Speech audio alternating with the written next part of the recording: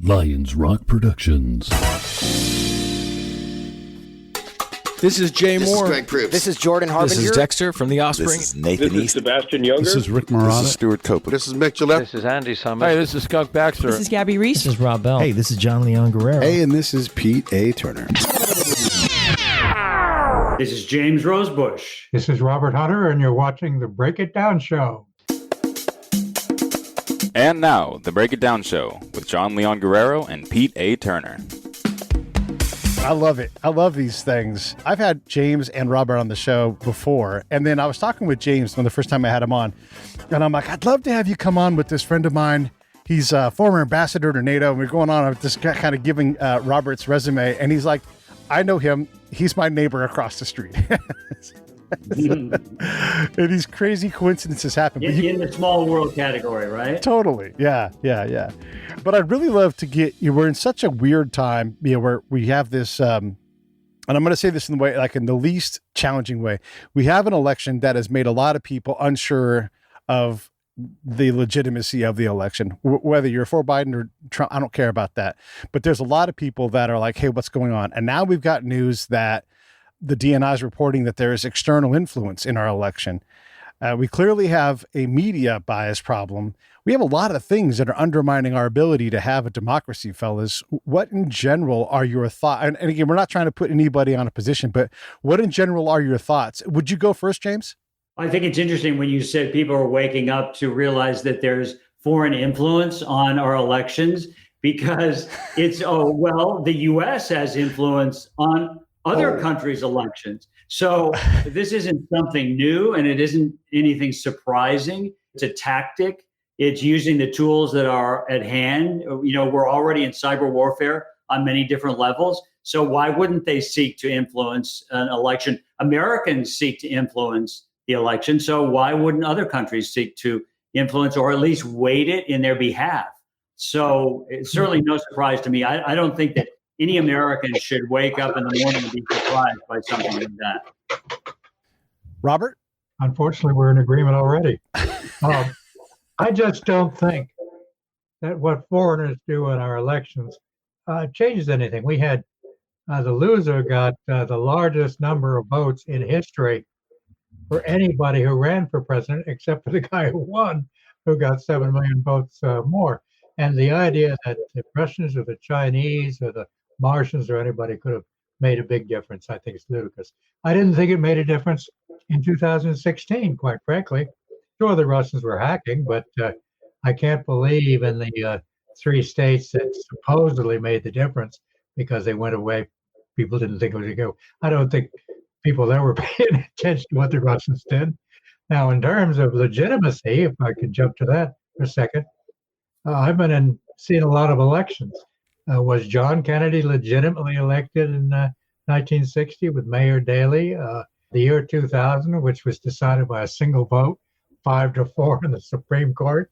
1968, where the Republicans got the Vietnamese to screw things up with the talks. This time, when somebody's elected president and gets the electoral votes and sworn in, that person is president of the United States. Okay, fellas, forget about how it got there. Let's work together and make the country work. So I'm not worried about that.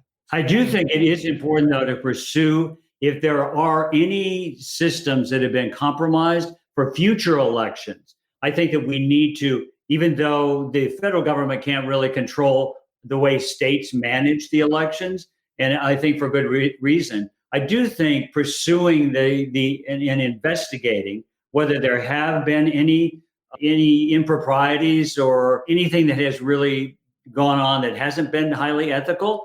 I think that's important. So I think having hearings, I think deposing people who have been in charge of running the machinery, the technology and that sort of thing. I think for discovery, if for nothing else, I think it's important to have these investigations so that in the future, we'll have either a marker or a standard by which we judge the authenticity of these elections, but we'll be more knowledgeable about it. And I think I'm a big believer in total transparency. So I want everyone to know what went on in every state to the degree that we can find out and to have it exposed, because I think that's the safest way to protect our the integrity of the electoral process. Hey, Pete, why did you have the two of us on if we're going to agree on anything? We're disagreeing. I do worry about hacking and all of that, but elections happen, every 2 years or something like that, and we got to do something about it. I'm more worried about the cyber hacking in our daily lives. But I think James does have a fundamental point here, which is we have to have people in this country believing that the democratic processes are working, of which elections are one of the most important things that we have to do it. And we fought about this our entire history to make sure people have confidence that the institutions that represent them, us, are things that are going to enable us to work together to solve the nation's problems. And if you have legitimate questioning, then you got to do something about it. And let's turn over every stone and get to the bottom of every well and whatever other cliche I can come up with.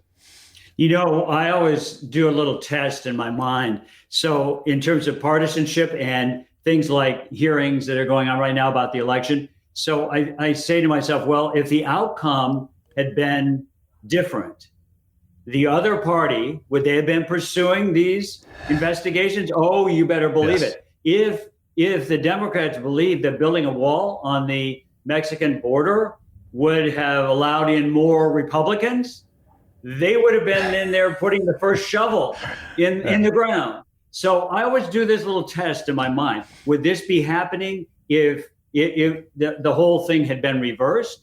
Yes. So it's a part of and this is the way I think about this constant parade of, our country's divided, our country's divided. Well, it's a good thing that we are divided. We have a two-party, at this point, we have a two-party system. We have the ability to, when one party is in power, particularly in the White House, the other party only has one thing to do, and that is to get him out.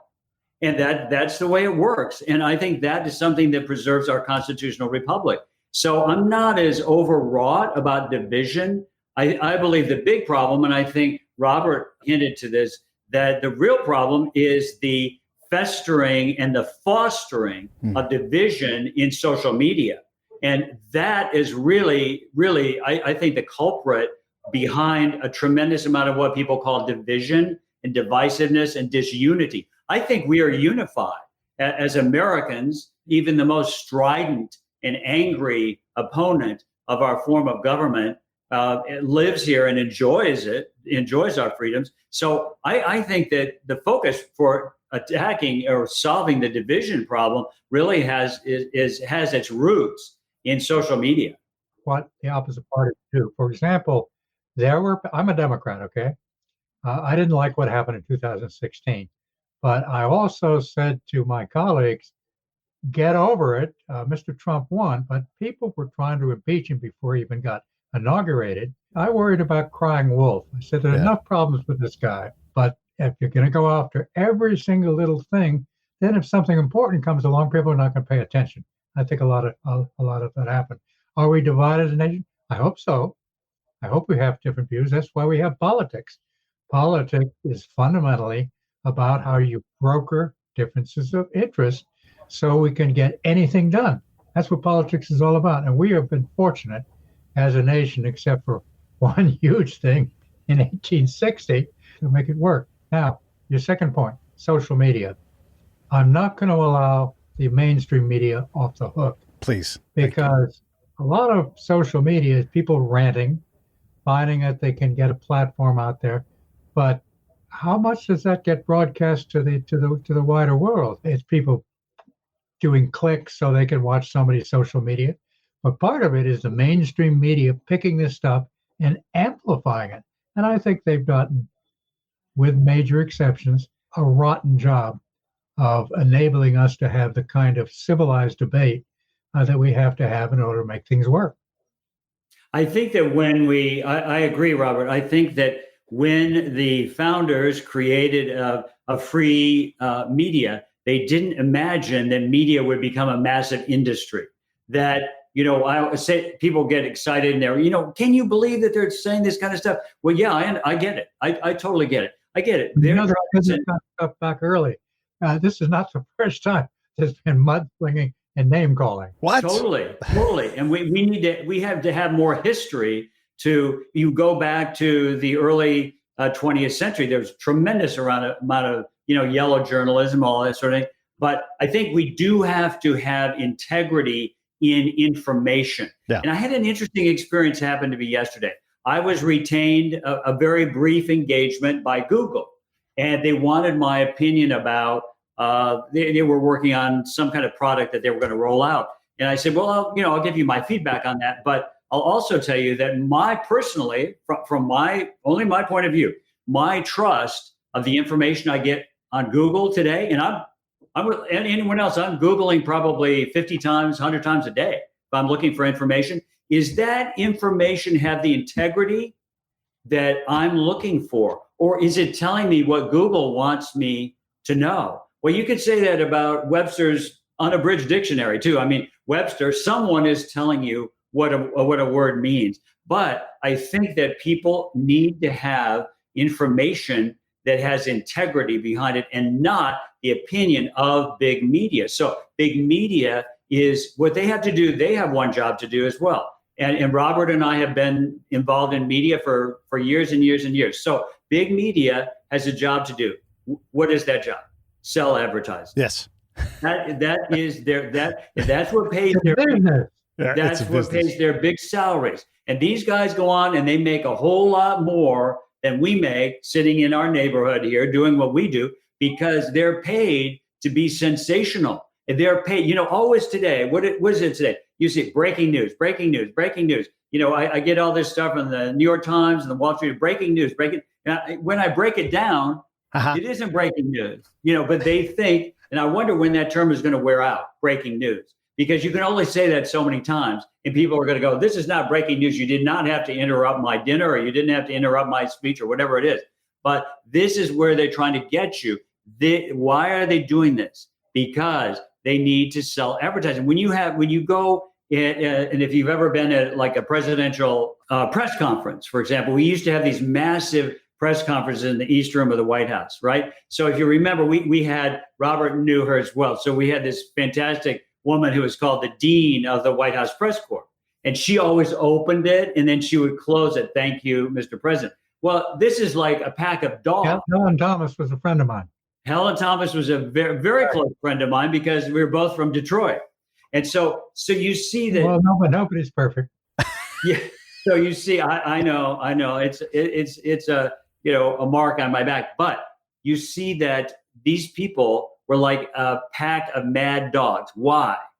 They only had one reason to ask a question. It wasn't necessarily a bona fide question. It could be a trick question. And this is for all presidents, Democrats and Republicans. And they want to get their face on the evening news. And when I was in the White House, what we were basically playing to was the network news. So that is what we wanted to control. And Reagan had this brilliant idea of this team that I had the honor of serving on, which is called the Theme for the Day. And what we tried to do was to basically focus everything the president was doing that day.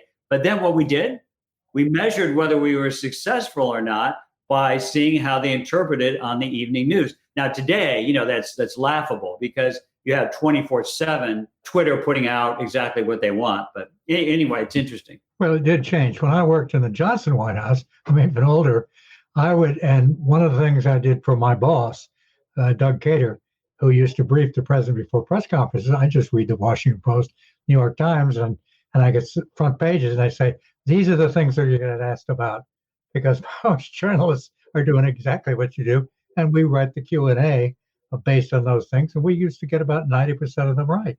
Now, Johnson had a technique when he got in trouble. So one woman from Texas named Sarah McClendon. Oh my gosh. It was a Sarah McClendon. She was a piece of work.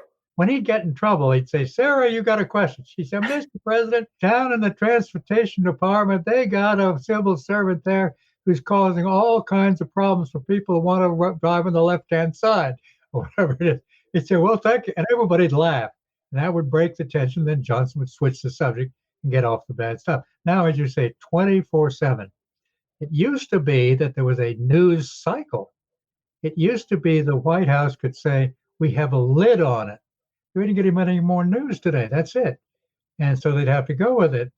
Now, of course, 24/7, they got to sell all this ad time. Everybody wants to get their face on. My little joke last year is we were going through all this stuff the last 4 years with Trump. The guy, I wanted to get out of there, but I watched him manipulate it. I say, why don't we get the folks up in the trustees of Columbia University to put out 2,000 Pulitzer Prizes? Give everybody a Pulitzer Prize, and they'd all have one, and then they could start doing a proper job. Well, that news cycle reminded me that Nancy Reagan's law, it's called Nancy Reagan's law, always put out bad news on Friday night and good news on Monday morning. So that because Come on, there was no news on the weekend. So you know, if you got something bad to say, you put it out on Friday night. Monday morning, it's going to run for the whole week. But Sarah McClendon, McClatchy News Service, what a character she was. But I thought you were going to say that when Johnson really wanted to command the journalists, he invited them up to his bathroom to have a one-on-one from his bathtub. Yeah. Well, I'm not going to go on that one, but I know what you're talking about. And some of he had a lot of press conferences, small group in either in the Oval Office or in the cabinet room without media, without sound and video, this kind of thing. And he would say incredibly outrageous things. We are now live. It used to be that if there were taped interviews and a politician got in trouble, what he or she would do with it, come out with some vile curse words, and that would kill the interview. Now, of course, if it happens, they just run with the president just said, give me a break. Yeah. But you're right, it is a game, and it's a valuable one because the president has to be able to respond to things and respond to things intelligently. But then you got to have a way for people to make judgments. Let me go back to that central point. I read more than one newspaper. I'm constantly on the internet looking for things. If I see something I don't believe in, I then switch to what is the BBC saying? What is Le Monde saying? What are my friends saying? And this kind of thing. But then I worry about what about the average person out there who's not in our business, like James and I are? How do they figure out what's real and what's not real? That's what's really troubling me. We don't have a Walter Cronkite anymore. We don't have Edward R. Murrow, who were very careful not to do stupid things or self-serving things. And people trusted them. Now, I can't think of a single person in the electronic media whom I would trust, who has broad trust across the country. We'll put you on, James. You can be the guy I'm prepared to trust. Sometime. I'm with you. I'm with you. I'm looking for someone that's why I think the same as you, Robert. I have to read broadly and listen to different sources and even then I'm not sure I'm getting the truth. I really don't. I'm just the kind of person that I have to find out for myself. And sometimes you can't find out. In particularly things that have to do with intelligence. I think that's very, very difficult to parse that in the right way.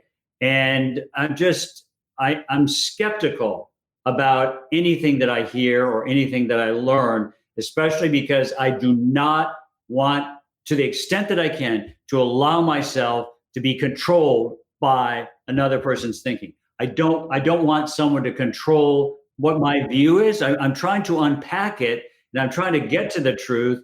But there is that centuries-old question: what is truth? And I think people would like to have trusted sources and know. But even though at the pinnacle of power in the whole world is the president of the United States, and you don't always get truth out of the president of the United States either, or it can be parsed in a way that it's sort of a truth, but it isn't. And this is not good. People always say, well, when they talk about ratings for a president, for example, during a presidency, they'll say, but the Congress has had historically low levels of public confidence for decades. And the same thing for the news media, but they don't care. The news media and the U.S. Congress are about 10% of public support. And where you the 10%, I don't know, but it's not. Yeah, but that is not good. I always say that. There'll be people that will say, "Oh, haha," they'll laugh at that. we need to have confidence in our public institutions. We need to have that confidence, and we need to have these positions filled by people of integrity. And this is something that we have to promote more, rather than saying, well, they're just politicians. They're, that's it's sort of ha. They've come into this through corrupt means. This is not good for our country. I haven't seen any polling lately, but it used to be said the average American does not trust the Congress except for their own member of Congress. Right. Yeah. Who they may know something about. But you put your finger on something. You need people to be skeptical, to think for themselves. Whenever I finish a lecture, I say, now, you got to go out and think for yourself, because otherwise somebody's going to try to sell you something, including me. You want to agree with me? That's wonderful. I'll take your vote away from you. Fine, I'd be happy to run everything. But how do you then, on the other side, get people to have enough trust in the public servants that we have and the process, so they don't just turn off and allow the few who are able to manipulate things to be in charge? That's the balance we're going to strike, and I think it has been struck the wrong way for a couple of decades now. One of the things I want to ask you guys about this, because of your experience in working with... did you want to say something, Pete? Yeah, I'm trying. No, but I love you guys talking. You're talking that hat you got on. It's a 6. It's Washington talkers here, Yeah. We're just Washington's loaded with people like us. Yeah. I'm gonna get my Red Sox hat out in a minute if you don't. Yeah, well, this is a military company that does augmented reality. They're called Red 6, and they basically put a virtual fighter jet or a virtual enemy or a virtual fueling plane in the air. So as you physically fly your plane around, you can engage with an enemy in a real setting without tearing up 2 planes and having the risks. That's them. So Red 6, really cool company. Something which is, we are both working in Washington. We have a very similar view of what works and what doesn't work. Yeah. But something right now isn't working well. And I tend to put more weight perhaps on the media, because that's the connective tissue between what goes on here and what people out there are able to see. And one of the things is, I don't find almost anybody in the mainstream media who's prepared to sit up and say, we got a problem. And you guys who are not in the media, you're not part of the priesthood, don't you dare be the critics, because remember the First Amendment, you're trying to shut us down. I'd like to see somebody out there, some respected institution, who will say, wait a second, we got a problem. And we got to find a way to rebuild a sense of trust in what we do. We got to weed out the bad guys. Maybe we got to find some other economic model that works. I don't know what the answer is. Could one of the improvements be that we no longer do debates the way we do them? It seems ridiculous to have President Trump explain his... Over. That way of having presidential debates, that is over. If you are the biographer of like a Democrat... You're right. You think that's over? Well, I wish. One of the main problems is the commission itself. And that we know, Pete, Robert and I know the people who run that commission, and they're living in the past, and that's got to be completely changed. That's a non-starter for another presidential campaign. 2 quality candidates where it didn't matter who won. He may not be your party person, but when you're like, man, either one of these, such great choices. We're not getting, I don't feel like we're getting like Joe Biden, let's just be honest, probably not the shining light in the Democratic Party in terms of leadership, right? I mean, I'm pretty critical of the guy. Donald Trump, clearly not the shining light from the Republicans. Why can't we incentivize? First off, we got to be nicer to the guy. We treat the president so horribly. But has there been a time in recent history where 2 candidates were up there and you thought, it doesn't matter who wins, we're going to be in great shape after 4 years? Well, before getting on to that, I want to say a word about debates. I helped create the Commission on National Debates, presidential debates, way back. Wow. In the 1980s, and they're kind of ashamed of it. The President of the United States, except when he's in a rare press conference, never has to debate, as opposed to a British Prime Minister who has to debate every Tuesday afternoon in front of Parliament, in which the opposition try to make him look like a jerk. So being able to stand up there and debate, I mean, that's a meaningless quality. It's not a good way of trying to figure out who really knows something or who's going to be able to lead or who really says something about who's going to follow through, or she is going to follow through on policies. I get drawn into it as well, but I have to remind myself, this is a fake. This is not the way I want to choose a president. I could have picked, I happen to going to support Joe Biden, he's going to be president, but I could think of 3 or 4 other people who ran who I think would do a better job for the country. Now, I just ruled myself out of the job in the Biden administration, but I don't want one anyway. But Pete, you're absolutely right. How do we get better people into the finals, into the World Series, rather than getting people from AAA ball who make it? I think it goes back to the media, Robert. I think that what you were saying about questions every Tuesday afternoon in the House of Commons, Pete, if you've ever, and Robert and I both sat in the House of Commons in these sessions, you would never, ever, I don't care who the president of the United States is, that I would give them about 3 minutes. They would sit down. Really, it is unbelievable because you have to be. That's a long time. Think of it this way. You're going to be asked by a constituent, well, how do you feel about Brexit? And the next question is going to be, I have a woman in my constituency who can't get her toilet fixed. I've seen this. You have to be, you're the prime minister. You have to know everything from fixing a toilet in public housing to negotiating with the EU. Now, an American president, I'm sorry, they wouldn't even begin because, we have a different system. I mean, they're responsible for their constituents as well as being the leader of the party and of the government. We don't have the same kind of system, but still, Robert's point is very good. And I think of it all the time. Put an American president up in the way Margaret Thatcher or any of these other people had to respond. Oh, no way. You couldn't even begin to have someone. Now, to really when you really look at the presidents we've had, the category of great is not filled with a lot of these people. For some reason, we get people to serve or people serving our country that are, why are they there?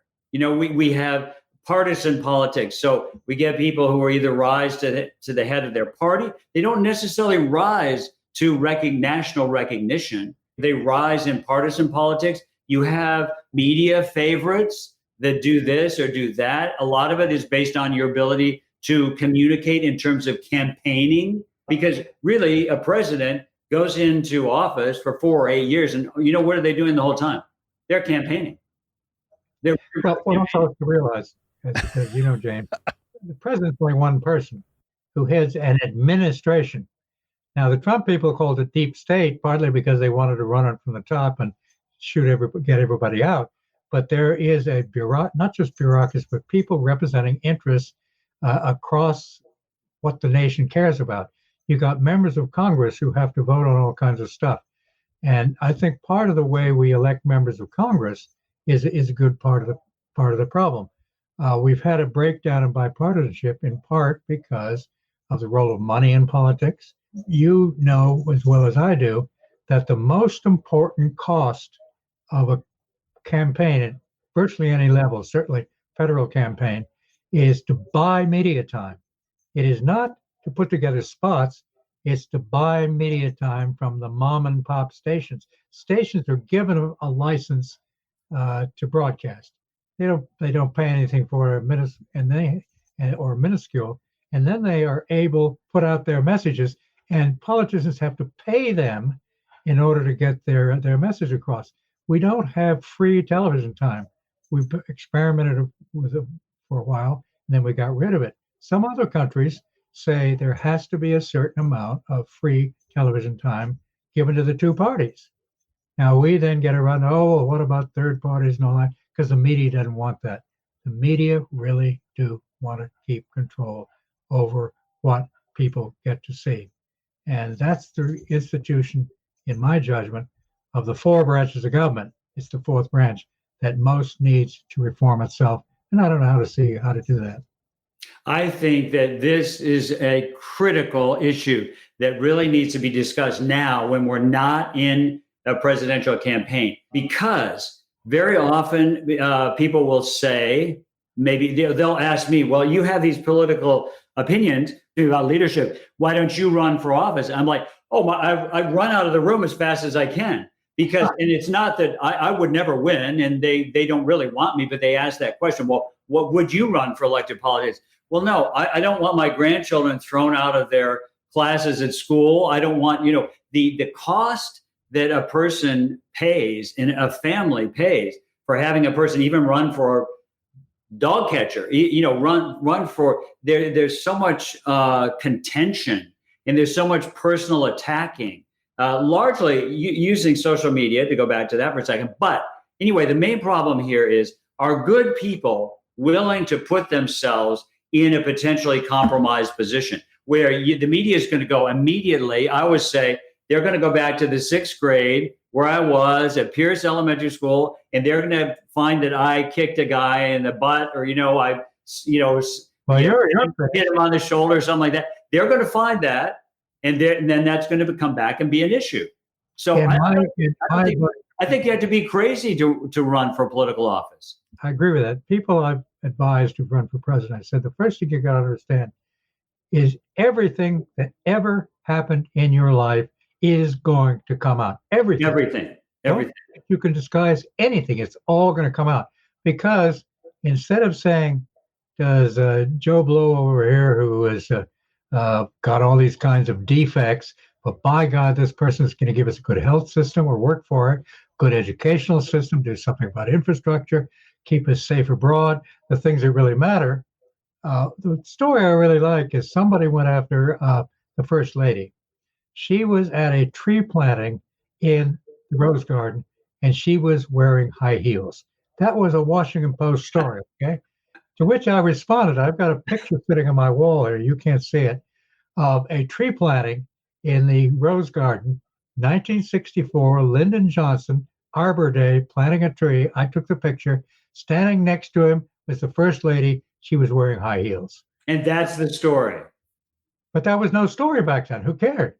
But nowadays, if the president didn't put his hand on his heart and his wife had to nudge him to put his hand on his heart during the Star Spangled Banner, that's front page. Come on, give me a break.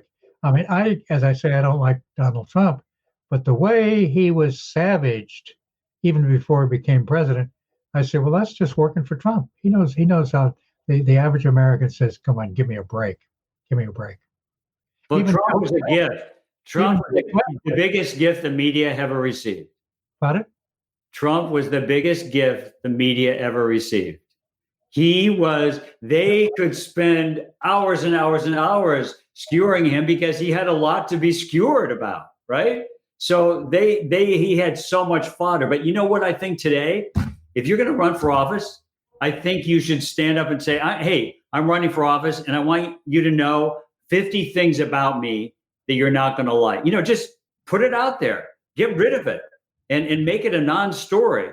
But it's not going to satisfy their appetite. They're going to either fabricate something or they're going to make up something, because otherwise they'll be out of a job. If the Monday morning after the Watergate break-in, and incidentally, I was in that office earlier in the evening, then I went out of town. Otherwise, I would have been there at 3 a.m. and it wouldn't have happened. But if Nixon on the Monday morning said, tell me what happened, and Monday afternoon he went on the media and said, here's what happened. This was wrong. It was a crime. I just fired these guys and they're going to go to the slammer. That would have been the end of Watergate. But every day it kind of fed the kind of thing. And it's true. You say about Trump, he knows what he's doing. He knows he can dominate the airways, and that the average American is not going to pay attention to it. They just say, who cares? Who cares? And incidentally, one other thing, Bill Clinton cheating on his wife with all the women. Every man in the country, except you and me, and Pete, the three of us, would say, hey, who doesn't lie about sex? I know. Give me something real. I know. One of the things that it strikes me about the modern day candidate is they all say, day one as I'm president.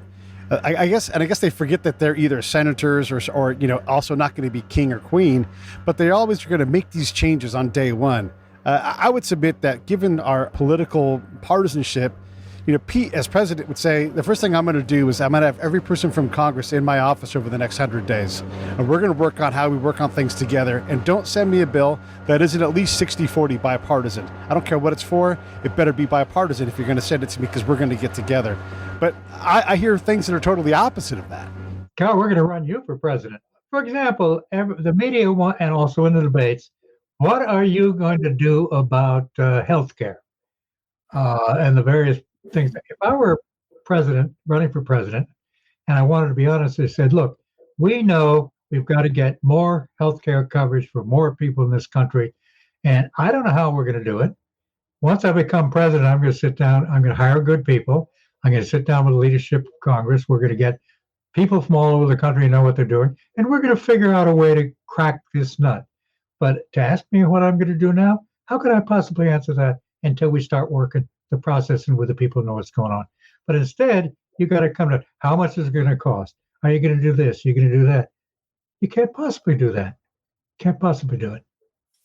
Well, I think the reason you can't is because you've already promised certain things in your campaign, and the media is going to come back and hold you responsible for that. So if you look at Biden's cabinet selections and sub-cabinet positions, okay, he's already been criticized. He has the most diverse slate of people to fill these jobs that you've ever seen. That's fine. But he's already being criticized for not having enough this and not having enough that. And if you think that you can ever satisfy your constituents or your political base with, for example, diversity, on the diversity issue, you'll never be able to satisfy them, because they're going to be people that they know how to work the media too. So it's not just politicians or voters or the media that's using people to manipulate or create a story for them. So it is people, and I'll give you a good example. So I had a lot of calls over the past, 3 or 4 weeks about this series called The Reagans. So I was alerted early on. Now, I spent 3 days of interviews with the producer of The Reagans. I was interviewed for 3 days in the St. Regis Hotel, downtown Washington, D.C. In fact, I brought them to my home so they could use some of my personal collection of photographs. Oh, they were, we promise you, Mr. Rosebush, is going to be, well, media promise is not worth anything. But anyway, I kind of bought into that they were going to present a balanced approach. Well, then I read in the Wall Street Journal, don't any thinking person should not watch this series, which then I certainly did not. But what's the point of it? It's just like the series, The Crown, right now. It's a whole political whack job. It's a political whack job by a person who is a Republican. That means an anti-royalist. So what they want to do is they want to bring shame on the royal family, and they're doing it as if it is their quality of production that's so high that's making people think that it's the truth. It is not the truth. It is not the truth about these people. And so you can look at it there, but it's the same thing happening here. How do you get an actual true picture of what these people were really like? Okay. How do you really get that? And how do you get, where is the integrity in reporting? Where's the truth in reporting? And we have to, I don't know. I think, to be honest with you, I think this is the biggest problem that our country faces. I agree with that. The Crown, incidentally, is designed to try to promote generation skipping. They're trying to get rid of Charlie so they can get to Harry. Yeah. And I think it's one reason the Queen hangs on, but it's another matter. Now, in terms of this diversity in the cabinet, I like what Biden is doing to try to show that he's got broader perspective. But quite frankly, that's meaningless in terms of policy. The real thing, if I were fighting a particular interest group, would be, how do I get the president to actually do things when he's president? How do I get President Biden to do these things? Whether I have my person as secretary of this or secretary of that, it didn't really matter when it gets down to that. It's how do you help the president put together a coalition so that my constituency interest will actually get something into legislation. And if you can buy off a constituency, I'm sorry, it's as cynical as that. Buy off a constituency by giving them a particular cabinet post, well, fine, but that doesn't do the job. A friend of mine actually said, and I won't use his name because he probably disowned me. He said, look, one reason Biden's doing it is so that later on, when he cannot satisfy those constituencies, because he just won't be able to get the stuff done, maybe he will, maybe he won't, he can then say, well, but I gave you the secretary of such and such. Don't criticize me for it. In other words, so the balance of who's in the cabinet really doesn't matter very much, with one exception. Domestic politics is about brokering interests. Foreign policy is about competence. Get the people who are the most competent to do the job, because the outside world doesn't care who's president. We only have one of the votes in foreign affairs. You need to have people know what they're doing. But domestically, it's about brokering interests. And that is what happens within administration to the Congress, and who's holding these particular jobs is secondary. That's awesome. I love it. I always love when you bring up the Watergate thing too. Every time we talk, I'm like, it just blows my mind. You're like, if I wouldn't have left, yeah. James' point, you were just saying the most serious challenge we have is with regard to the media. Yes, certainly. I think that what the underlying issue is accurate, true information. I think that is what is one of the biggest challenges that we face. And how do we broadcast that? And, this is why I always say that I had a problem with Trump using Twitter as much as he did. But in principle, what he was doing was what Reagan wanted. Hey, this is Pete A. Turner from Lions Rock Productions. We create podcasts around here. And if you, your brand, or your company want to figure out how to do a podcast, just talk to me. I'll give you the advice on the right gear, the best plan, and show you how to take a podcast that makes sense for you, that's sustainable, that's scalable, and fun. Hit me up at pete@breakitdownshow.com. Let me help. I want to hear about it.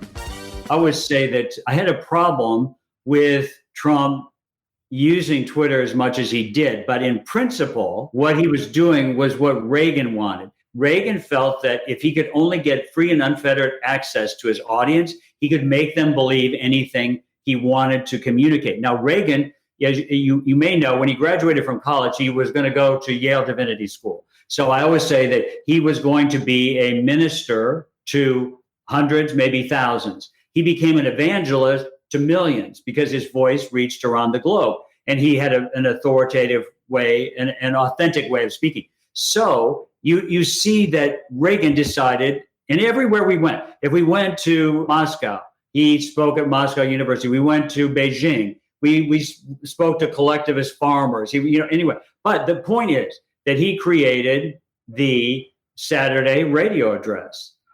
This had been used before Jimmy Carter, by FDR, and so forth. But Reagan says, if I can only reach the audience with my voice, I can convince them anything. So when people complain to me about Twitter, I'm like, well, yeah, I get it. I don't like the things. To me, it's unbecoming of a president of the United States. It really should be left to the press secretary.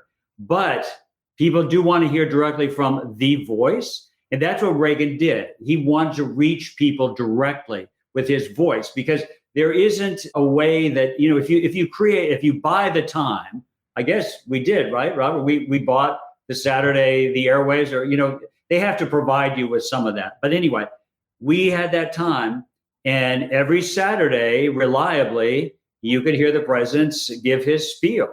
Now, then, eventually they had a rebuttal or something like that, which is fine. But that's what he believed. And that is what I think Trump thought, that if he could just reach people with his own voice, he could convince them of anything. Okay, let me pick up on that. I think you're exactly right. Roosevelt used radio. Kennedy, the era of television.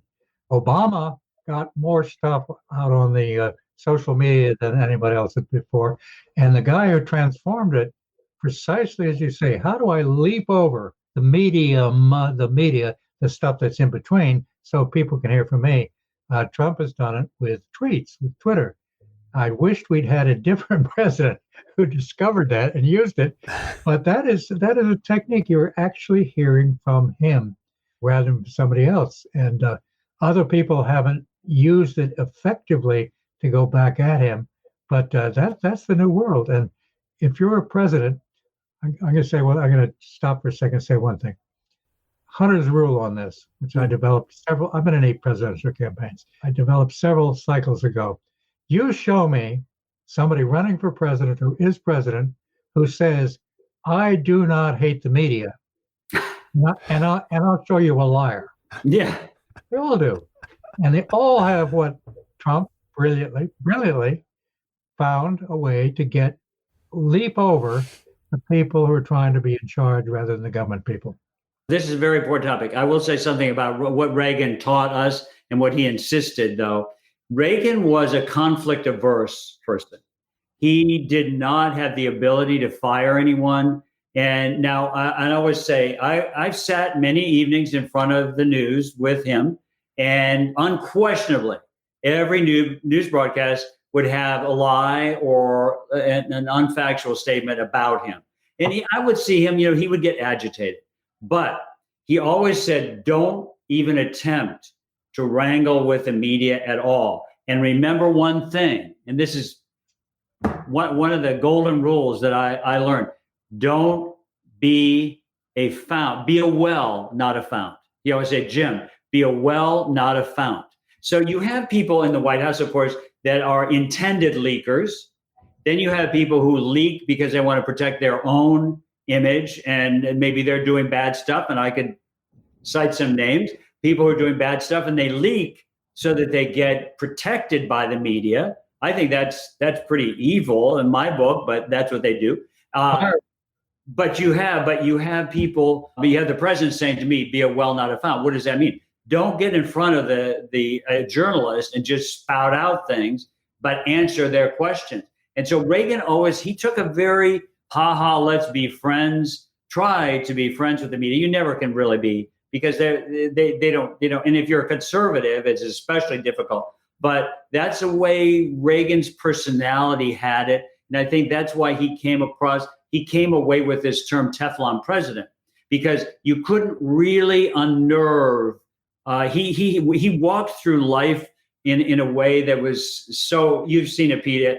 In my last book, before this book, True Reagan, I described this because people they try to figure Reagan out and they can't, because he wasn't forthcoming. He never opened himself up from the inside, like Lyndon Johnson. You could find anything about him. It was all there, right?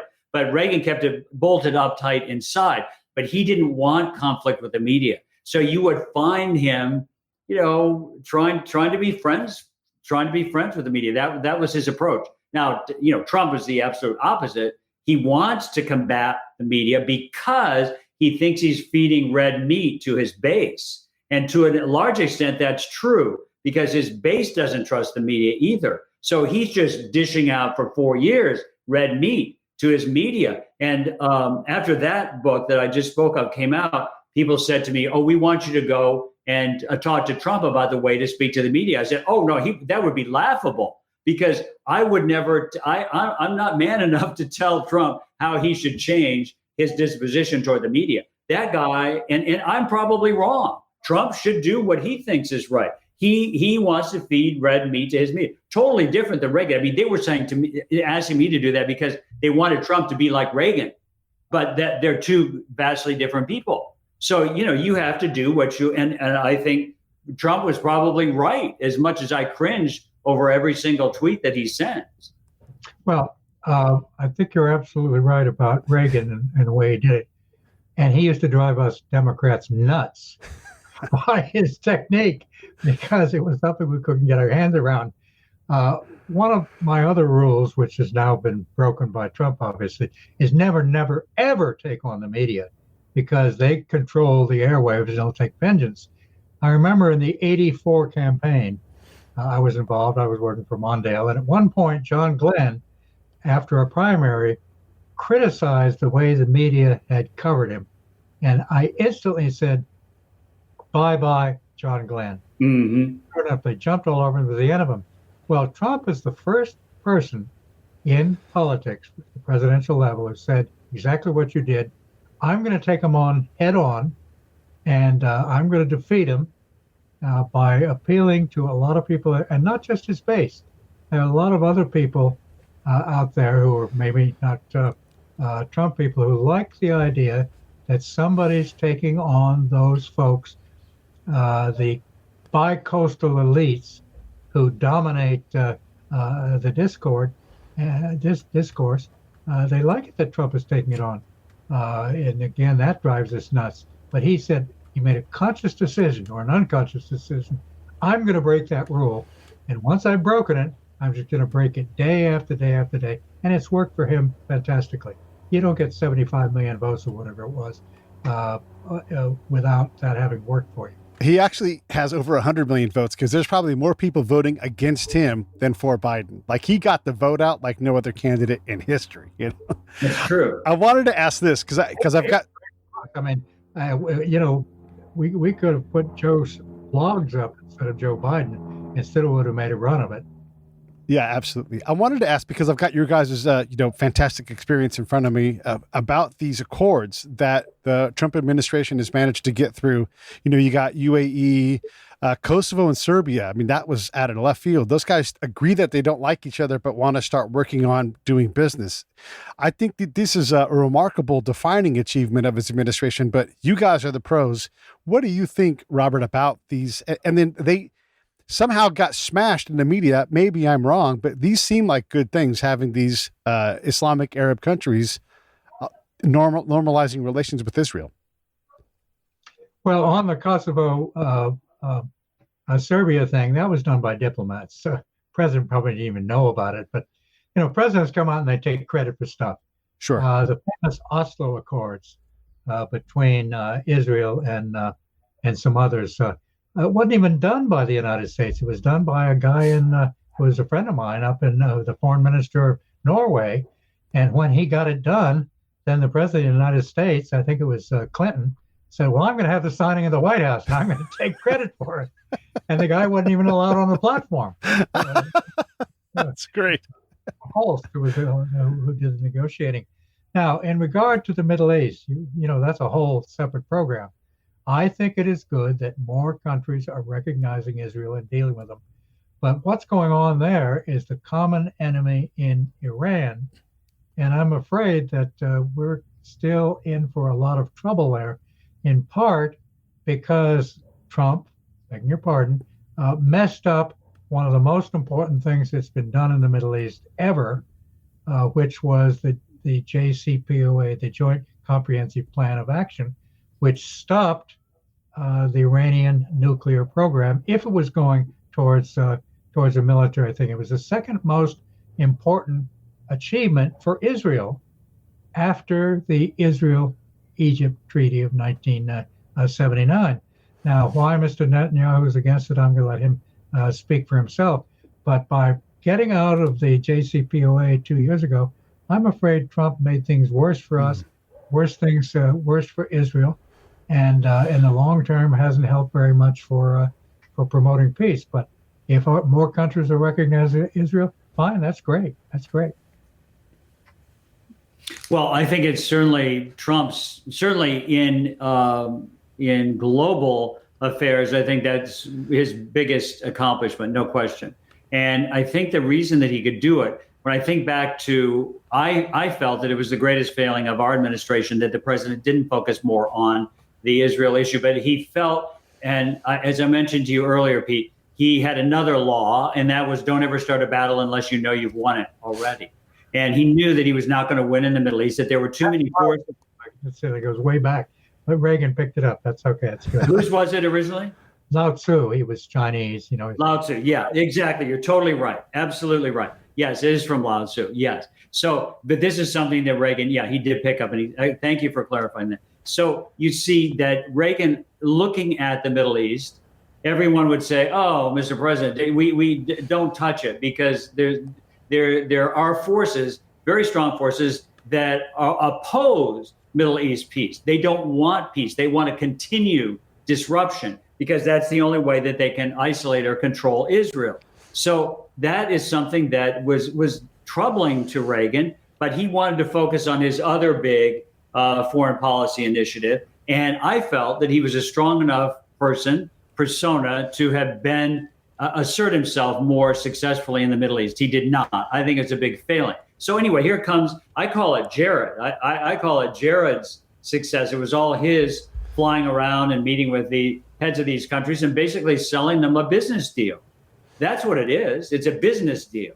And I think it's, he's saying to them, hey, this is good for your economy to associate with Israel, to sign these kind of accords where you can do business together, where you can be talking to each other. I think having a good business deal can also be promotive of strong diplomatic relations, which can also build a consensus, more of a consensus in the Middle East to bring some kind of final solution there. So I see it as a building block in terms of where we're going in terms of peace and where we could go in terms of peace in the Middle East. But I see it on the way to it. I see it as a very productive way to build constructive channels of communication and trade. I think those are things that are often overlooked. And I think that would be typical, I think, of what Trump or the Trump family, the way they would do it. They're way out of their depth in foreign policy, but if they're out of their depth in foreign policy, they're over their depth in business. So they know they've already been doing business deals in the Middle East. So this is just another business deal, really. And I think it can work in behalf of, a stronger, allies, bringing in a stronger group of allies to support Israel. And I think that can be very good. I think it's signature success. Well, we may disagree on that, but I will put it this way to try to be positive, because one always has to try to be positive. In this business of foreign affairs, you don't say, how did we get here? You say, okay, what do I do now? Yeah. Because you're dealing with the facts. We've got to try to find a way to get back into that nuclear agreement one way or another in order to keep more nuclear weapons from coming into the area. We need to work on a security structure for the region, which can't just be based upon Israel having relations with more countries than it did before. We've got to find a way to deal with the Turks. We've got to find a way to deal with the Chinese and the Russians, who are now major engaged. Incidentally, the Russians got in partly because of miscues by Obama and partly miscues by Trump. We now got them there. We are now in a situation with regard to Afghanistan in which the Taliban is going to win. It was always going to win, but it's a decent interval now, but they're going to win. Yeah. We need to have a team, and I hope Biden's got that team, that's going to sit down and figure out what are America's basic interest in the whole region. Incidentally, getting involved in Arab-Israeli is something you got to really have your head examined if you're going to do that. I've been working on that for 57 years now, and I still haven't gotten anywhere. And you're not going to deal with the Israel-Palestine thing until a president says, if he wants to, I'm going to grab hold of this. I'm going to do whatever I have to do till it comes to the end. And no president since Jimmy Carter has been willing to run that risk. And look what was done to him. Look what was done to Jimmy Carter. And the rest of them, they've done a little bit here or there, but it doesn't get them anywhere. So I'm hoping that the team that Biden brings in is going to say, what's most important for the United States out there is to create some kind of security structure so American interests can get promoted. And let's take what Trump did, not the negative on the nuclear agreement with Iran, but the positive what was done with Israel and these other states. Let's build on it. Now, whether he's going to do that or not, I have no idea. I think that was the greatest gift that Trump gave to Biden and Biden's administration in terms of foreign policy, building those alliances. How about the energy independence? What's Biden going to do with that? Out of the nuclear agreement with Iran, which is going to be incredibly difficult to move forward on the nuclear part of what we have to achieve. Any thoughts on the energy independence that Trump achieved and what Biden's team will do with that? I mean, I see it as an opportunity to do things domestically and abroad.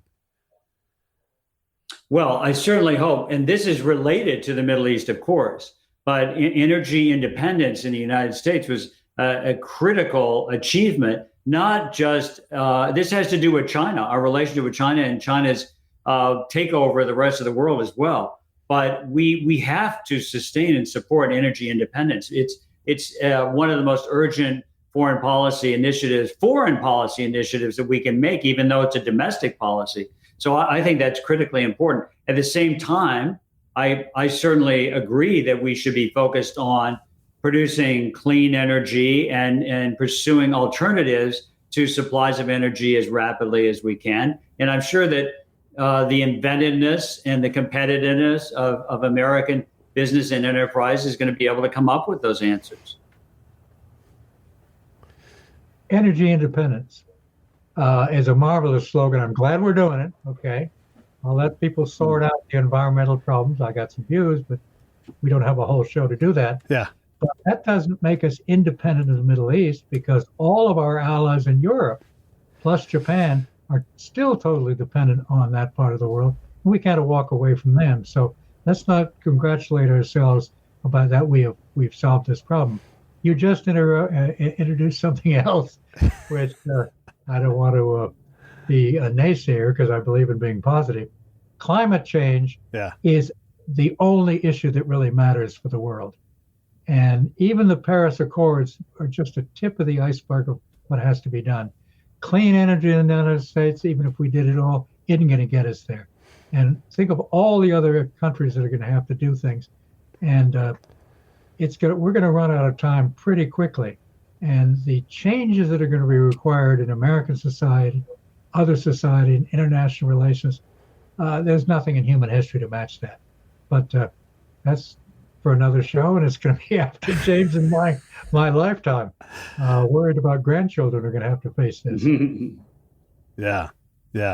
And hopefully that we can use some of this money not going to the Middle East and war conflicts to hopefully work on investing in companies that want to do, greener tech and everything else, and continue, as we already are, on reducing our consumption of coal. I mean, there is progress being made, but holy cow, China's got a giant middle class, bigger than all of the United States. And so how do we balance that? We had Bjorn Lomborg on the show, and he was talking, he's got some Nobel level economists, and they're like, the bigger dollar spend that makes more sense is to just get people out of poverty so they can also reform their lives, make them energy efficient so that they don't have to burn cardboard and wood inside their house. And like, there's all these things. It's such a big problem. You're right, Robert. Like we need to continue to get after it and continue. We have to partner with other countries in a way that we never have before if we're going to actually tackle this thing. If we're allowed to get into substance rather than process, we've talked most about process. If you don't get the process right, you never get to the substance. Right. I hope that President Biden will not do too much foreign policy. There's some things he has to do, okay? For example, the New START treaty, which limits nuclear weapons, expires on February the 5th, unless they find a way of extending it. I mean, that gives him, 2 weeks to get that done. I'd like Biden to be a domestic president. We've got health, we've got the education, we've got the infrastructure. If we're going to deal with China, we got to get more jobs, we got to make more stuff at home. If I go to a Walmart or any of these other places, I want to buy something that's all made in China. We got to find a way to really invigorate the American way of life. And can I use the phrase, make America great again? Robert. Great phrase. Bring it home. We got to get that done. And the foreign policy, which is basically my bread and butter, I think is of secondary concern now, except in certain areas we really have to deal with. We got to be able to compete in the future. And that means the greatest investments need to be at home. We've spent $3 to $4 trillion in the Middle East. I wish we would have found a way to spend that money here. And I hope going forward, we find a way to spend most of that money here. James? Oh, I thought we were at the end of our Well, I was just going to let you have a final word. Oh, well, I certainly don't disagree with anything that Robert has said. One exception, I would say, to Biden's attentiveness to domestic policy versus foreign policy is China. Because if you take your eye off that ball for 1 second, they're going to move even faster. I mean, we know their plan is published. We know what their timeline is. We know what their plan is. We know where they're going. We know what their objectives are. And we must be 100% focused on disrupting their plan. If we're not serving our own people in the best way, and we won't even have a domestic policy to argue about if we don't stop the Chinese encroachment and control of the rest of the world. It's fortunate for us, even though the way they operate it is deviously. It's a published plan. It's the plan of the Chinese Communist Party. So we know that, and we know where it's going. Why wouldn't we be unfaithful to our own voters, our own citizens, if we just for a second took an eye off of China? So I would say that's a big exception to being just focused on domestic policy, because I would call that domestic policy too. It's really protecting our interests. Let me add a word to that. I've tried not to be negative on Trump in terms of substance, but getting out of the Trans-Pacific Partnership was a big mistake, and that created a vacuum which China's trying to fill. Every single country out there, except maybe North Korea, would rather be with us than with China. We got to start working and building those up again. And when I talk about the focus on domestic, obviously China and foreign policy is the number one issue. But we got to get our economy straight so we can compete against the Chinese and stop having to buy so much from China. We also need to do things, which I think there's now a consensus, to try to stop the stealing of American technology, to stop the extortion against American companies that want to deal with. We've got to make sure that Chinese students and others who come here are not just agents of the Chinese government.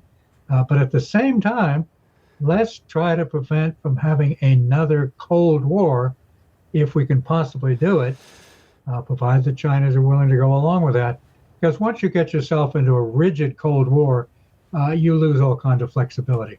And we need to be flexible in what we can do. Well, I think there's a lot that we can do to preempt a Cold War. And you mentioned a handful of them also. These Confucian cells on university campuses, this has got to be stopped. So there's stuff that's been done in plain sight that we can handle and we can take care of it if we have the resolve to do it. But more people have to be educated about this threat. This is not something that should just be known by the few or the people who read this stuff or the people who are engaged in foreign policy and domestic policy.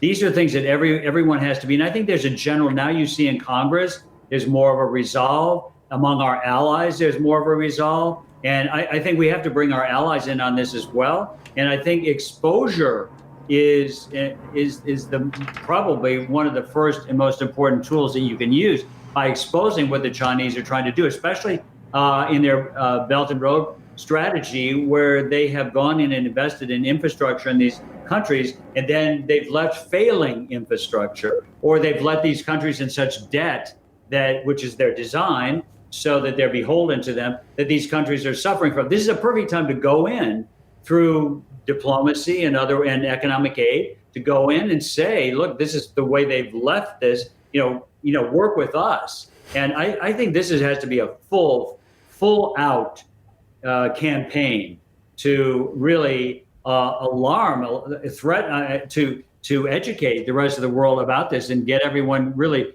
gathered together on this, because it's something that, of course, will impact us. But one other thing I want to say, I believe completely that we have to bring industrial production back to the U.S., and we need to immediately block, to the extent we can, the extortion of our technology and all the things that China has built their economy on the backs of Americans. No question. I mean, we've allowed it, and that has to immediately stop. But I think Trump, in addition to what we were talking about in the Middle East, to me, his signature accomplishment was what he did for the American worker, because we saw the lowest unemployment rates among Hispanics. Black household income rose higher than it had been before. All of these things, I think we had the lowest unemployment rate. We were really moving in this right direction until we were crippled by this pandemic. So I think a lot of that was going, and you could attribute it to whoever you want, but I think we were going in the right direction, and I think we were more enlightened about China. And I think it has to be a two-pronged effort. I think it has to be a wide-eyed recognition of what the Chinese are trying to do, and to fight that with all of our might at the same time, while we're fueling American ingenuity, creativity, solutions to what the world needs, and provide it. And America has the ability to do that. Well, I believe that if we could have, it's too late now, take about $3 trillion of what we put into the Middle East and Afghanistan, we could have done a lot of what you said with regard to a lot of these countries against the Belt and Road Initiative. If we stayed in the Trans-Pacific Partnership instead of getting out of it, that would have helped us out. But one of the things I believe we have to focus in not just exposing what the Chinese do, but is to get the tools, and some of them might be military, but a lot of them are the economic tools at home. We need to start finding some technique to shame is a quality that I'm afraid most people in many sectors don't care about, to get American companies to understand you're American companies, rather than pushing jobs abroad, to start finding ways to push the jobs, bring the jobs back to America. Trump did some of that. I hope Biden does a lot of that. Because unless we have coherence and cooperation across the economy, across the nation, in order to deal with, let's say, the Chinese thing, which is number one, we're not going to get anywhere. And it's got to be coherent, and it's got to have the kind of leadership across the board, rather than just saying, "Oh, China's going to be stealing our laundry and all that kind of stuff." No, we got to be smart about it. Well, it's a tricky issue because we have a free market economy, and you have companies who are using slave labor in China to produce their products, and that is unacceptable. While on one hand they're putting millions of dollars into political campaigns to make their own products and their own company look stellar, and then maybe they do have great products, but I don't think that saying one thing out of one side of your mouth and doing the other, which is bad practices, labor practices in China, that it's viable. To me, it is not viable. And I think that's where the exposure of this information needs to be made clear so that the consumer can respond in however way they want. The trouble is, of course, that these companies make products that consumers want. So it's complicated. It's complicated, but I think I have one here. It's my iPhone. Yeah, me too. So it's the job of the president, though, to really have the courage to expose these. And maybe you might say, since Biden is going to be a one-term president, that I don't think he will take it this way, but he does have the opportunity to spend more political capital. He can be more outspoken. He can be more of a leader. I don't think he's going to be, but nothing against him in particular, but I think that this is a time when I've often dreamt about, a 1-6-year term for a U.S. president instead of 2 terms, because you're always running for the next, the Commonwealth of Virginia has that, for better or worse. But I think this is a time where he could, or someone could use 4 years of a term in the White House to really stand up and do some politically costly things. Okay, I agree with all of that. But that gets us back to the question of how do we get politicians? Now it's going to be Congress for 2 years. The presidential campaign is not going to begin until January 21 next year, for 4 years from now. That's what happens. So that we can get members of Congress to focus not just on having to raise money for the next campaign, but on the kinds of things we have to do as a society to be able to compete abroad and to get the things done, certainly with regard to China, but other things. We've got to have coherence, and we have to have a national commitment, which a president can start, but he's got to have an awful lot of cooperation, including in the private sector, which is run amok of a lot of these companies operating abroad without realizing that they are undercutting the future of America if everything is made abroad. You pulled out, God, I don't even know where my BlackBerry is. But here's a BlackBerry that's got a hard keyboard. We can make those chips in America. Yeah, we can. Or they can be made in Taiwan or even in Vietnam. It doesn't have to be made in China. And if we are able to create incentive structures for the American industry, American companies, to bring that stuff back to the United States, the ingenuity is here. One of the things about the Chinese is that they don't have the same quality of human inventiveness that we have. Right. We have economic and technological, but not human inventiveness. People don't want to live in China, don't want to live on a Chinese system. They'd rather live on a Western democratic system. That's a tremendous asset. Tremendous asset. Incidentally, you pointed out something about Chinese students in American universities. The Chinese were smart about that. They sent their students here. The Soviet Union was stupid. They kept their people from coming to American universities. I'm not arguing against keeping anybody out, but let's start being clever about these things and starting to have a coherent view, but one that does not lock us into a confrontation over time in which defense budgets are going to go up and we're going to forget about doing the things that are going to make us competitive for the long term as the greatest competitive engine that was ever created. I love this conversation, fellas. I don't want to keep you any longer, but we'll have to do another one because I didn't even get to talk at all. You didn't get to talk at all. But I love it. I love these kind of shows. And I love what we're saying. Like, we have to balance China's ability to service its middle class and not, explode into conflict while still, not letting them explode all over the world, and to get their hands off of our products. And oh my gosh, there's so much. I don't know if you guys know this, but we open 2 counterintelligence investigations against China a day, and then we still have a few hours left over. I mean, on average. So yeah, it's definitely interesting to talk about. And then as soon as you get the policy sorted out, as this is the reason why I know Bob, is because the policy is great, but what happens on the ground, and how do we get this thing to work? Because we can go somewhere and say, hey, China built you a crappy road. Farmer's going to point at me and go, what about that crappy school you guys built? I'm going to be like, I don't know.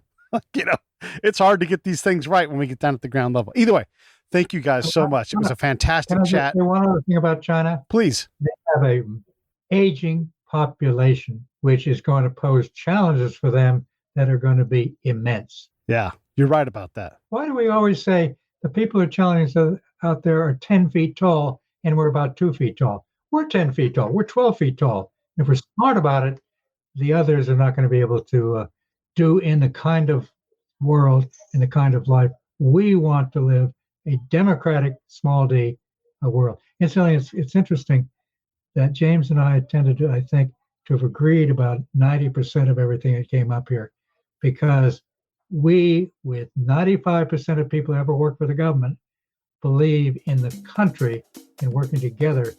We may not always decide on what we want to do, but we all agree we want to make this country still a better place. I love that. Yeah. I identify myself as center right, middle left, right? Ask me on a given day, but what I always want is I believe in us, all of us here in America, and the people that want to come here. My favorite American's the next one, because they're desperate to come here and do what they're dreaming of. And not many countries have that kind of magnet. So ultimately, we will be all right, but we do have to keep on the task.